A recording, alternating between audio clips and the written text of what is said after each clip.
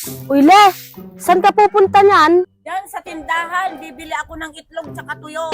Ay, saglit lang pala may sasabihin ako sa'yo. Ano yon? Di ba kakauwi ni Ibyang galing ibang bansa? Kala mo kung sino, nagpakitang gilas. Kala mo naman kung sinong mapera, feeling bridge. Anong bridge? Baka rich. Ay, yun na yun.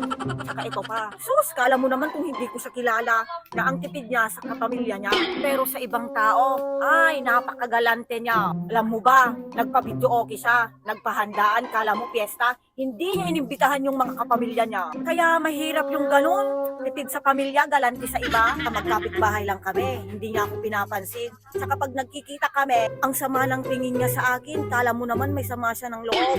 Hayaan mo na kasi, Lele. Eh, di wag mo din pansinin. Bakit? Sino ba siya?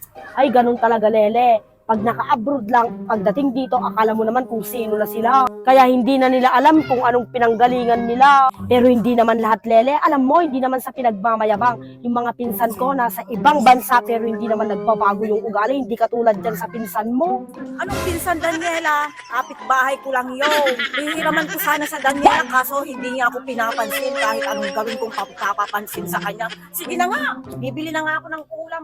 Kaya naman pala, may pakay ka naman sa kanya. Tsaka hindi ko naman alam kung totoo yung mga chinichismis mo sa akin.